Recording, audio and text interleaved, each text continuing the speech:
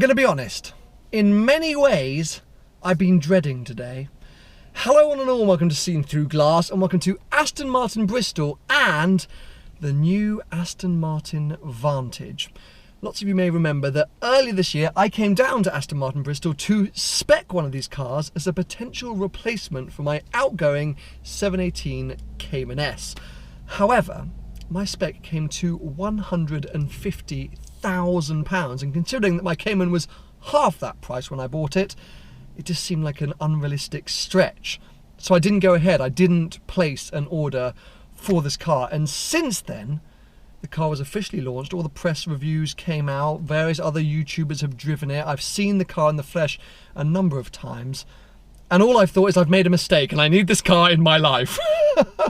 Everyone keeps telling me how amazing it is, but this is the very first time I've sat in one. I've been around one, I have seen one up close and personal, but I haven't sat in one and I haven't driven one yet because I am so nervous that I am going to drive it, think it's the best car in the world, and question why on earth I didn't order one. Anyway, I decided to bite the bullet and finally do it. So thank you very much to Aston Martin Bristol for allowing me to come down and spend some time in their stunning demo, which is unbelievably a green car. Viridian Green, this paintwork is called, and hashtag make green great again. I don't know if it's just them trolling me. Obviously, I'm now a big fan of green cars. My 718 Cayman was green, wrapped by Yanamize. This car green. I think they're just trolling me. Anyway, shall we do this?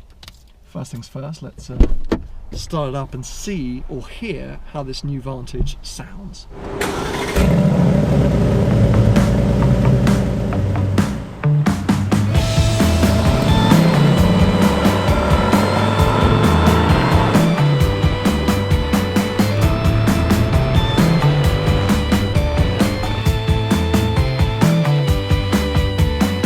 Here we go then.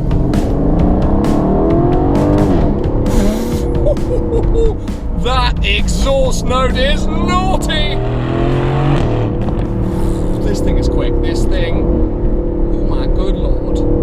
Oh yeah, I've made the biggest mistake of my life not ordering one of these. Wow, those brakes are fantastic. Okay, let's cut to the chase. I am a fun-engined GT car kind of guy.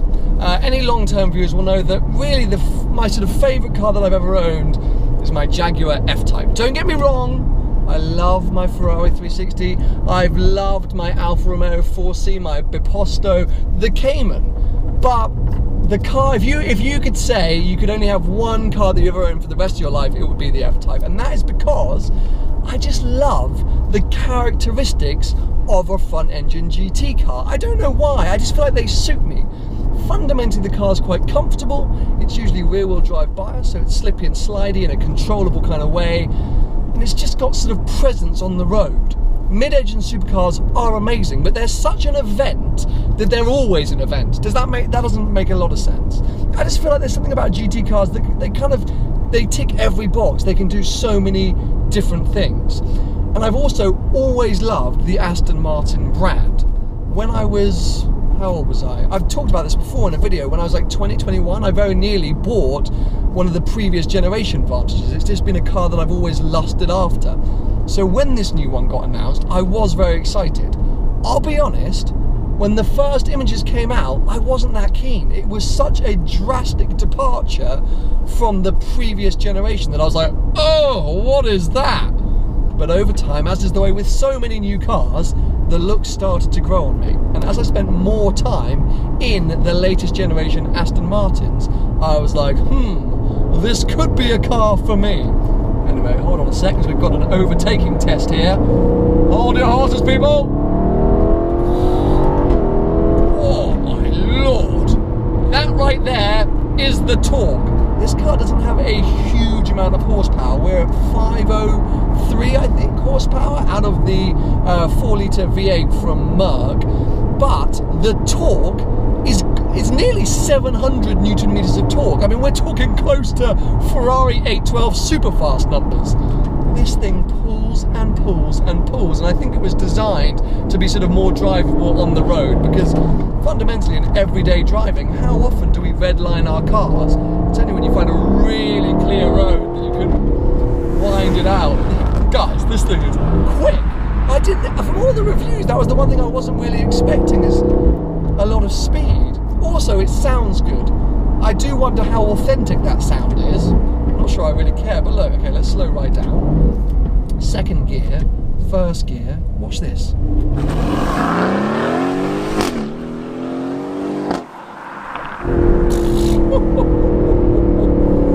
It is silly, and the steering is fantastic. Let's talk about the cabin and what it's like as a sort of place to be, as an environment, because the DB11 I think was let down by its interior. In here, I might say that this car's also slightly let down by its interior. It's miles better, I think, than the DB11. It's definitely more sporty and more purposeful, but I think it's cluttered. This main centre console, there's too much going on. There's too many buttons. I don't really know what they all do, considering that my driving modes and my suspension settings are here on the steering wheel. What on earth do all these buttons do? And also, you can't escape the sort of Mercedes-ness of some of these buttons. I don't think that's an issue. I quite like the partnership Aston have got with Merc because it seems to be going in the right direction. I do feel like Aston are doing some really exciting things at the moment, and that has to be down to some of the partnership with Mercedes-Benz. I'm disappointed, and this is a very weird thing to complain about, but I'm disappointed by the screen. If you step into any previous generation Aston Martin, the Vanquish, the DB9, the previous generation Vantage, they had this kind of like puny little screen up on the dash.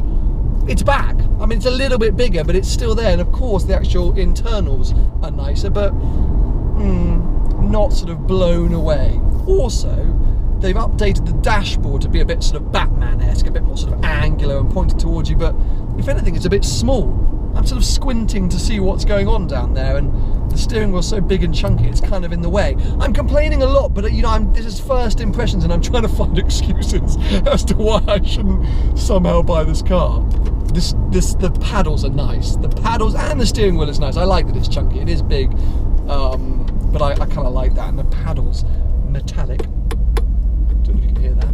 They're big and chunky. Seats are okay.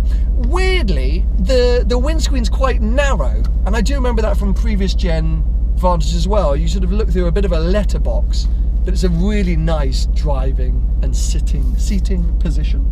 A couple of other sort of observations.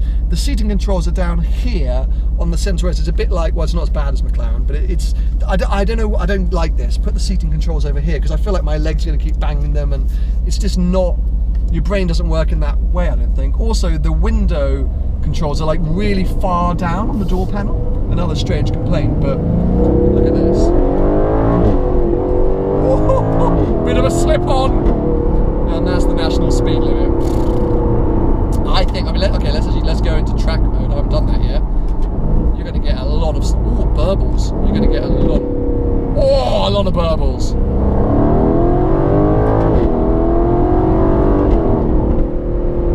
When the traction's off in this thing, it is going to be a drift machine, and it is gunfire out of the exhaust in track mode. Oh my god, these accelerations are just so addictive. Yeah, it's brilliant. The car's brilliant. I mean, absolutely. I'm sort of, as I say, looking for things to pick at it, reasons to sort of say it's not that great, but it is. I mean, I've driven it less than a mile probably, and it's already just everything I wanted it to be. I'm actually going to turn around because I want some corners. The straight line acceleration, as I mentioned, is addictive, but I'm all about corners. Wow, that's a good turning circle.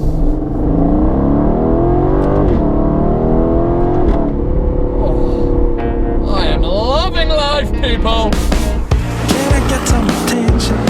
There is something I need to say to all those passing by outside this little room where I've been staying. But the door is bolted, the window's locked. I'm waving through the glass. I always knew I was going to love this car. In some ways, it's the perfect car for me, but I I have the same problem I had 4 months ago, where it's just too expensive and I don't know where it would fit in my life right now. I don't think I can have a daily sports GT that is double the price as my weekend Ferrari. Also, all the plans I have for next year, I don't need a two-seater sports car right now, and as much as I just desperately want one, and I want this one, I want to go back to Aston Martin Bristol now and knock on George's door and say, I want this car, I want to call Magnitude and say, Magnitude, give me the ultimate finance deal. But I just don't think it's the right decision.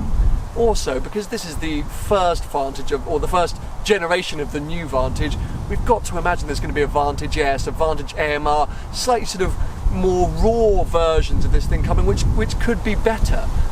I think I've got to stick to my guns and wait, not try and buy one of these cars new, hope that they depreciate a little bit, come down closer to 100 grand, and in a year or so's time, when my lifestyle suits having one of these a bit better, try and pick one up.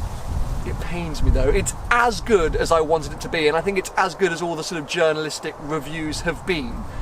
If you are considering one of these cars, if you're considering a 911, if you're considering an R8, if you're considering a 458, come and check it out. It is brilliant. I've driven it half an hour today, and I love it. I'm now going to beg Aston Martin HQ to give me a long-term loaner, because I think I'd love to do a big road trip. Anyway, for now, just going to ogle it a bit more, take a few more photos, and then head back to Aston Martin Bristol. Hey, I got a thing to say. Can you hear me through the glass? I got some useful information about your future in your past. Hey, I got something to tell you. Can you hear I'm sorry, I was wrong, you were right. I told you so, didn't I? What did I say? God, What did I say? love it. It's amazing. It's, I don't really want to... Sorry, bud. That's so good. That spec as well. You didn't spec that, because I know what your taste is like. Yeah. Lloyd spec that one. Viridian green. The V12 Vantage S that you drove. Yeah, it was down the here same last colour, year. right? Same colour, and it got such a good response that Lloyd thought, why don't we pop Well, up it was the brilliant. Thank you so much. Vantage. Whilst we're here, can you just show me this? Yeah. Because I mean, this is a sneak preview because, of course, these cars have only just come out. This is actually, it's literally just landed off of the truck, so we haven't prepped it or anything, but it's going to its new customer very, very soon. This is the Zagato Speedster, so only 28 cars being produced worldwide, probably the most desirable Aston Martin of all time. So yeah, we've just put it in the showroom just to keep it in the dry.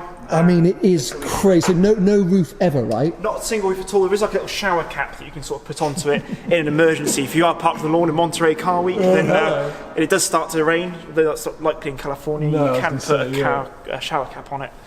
But no, it's absolutely a roofless nuts. car. Wow, well thank you. Speedster. If you guys don't know, Aston Martin Bristol are one of, the leading Zagato dealers in the world. Maybe like We've done a few of the coupes, the Speedster. We've done a couple.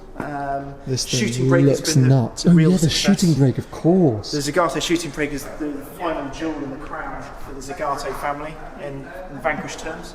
Got quite a lot of space behind the seats, don't you? Yeah, it's a little sort of like Cubby behind the holes. seats. They are carbon though, so you probably want to scratch those. But How much was this car? in excess of £1 million for the Speedster. Yeah. Wow. As always, a huge thanks to Don't Run Away, to George and the team down here at Aston Martin Bristol for letting me come down and check out the cars. I mean, as we all expected, I hugely regret my decision, but yeah, we saw that one coming. Give today's video a thumbs up if you've enjoyed it, and make sure to subscribe for plenty more videos to come.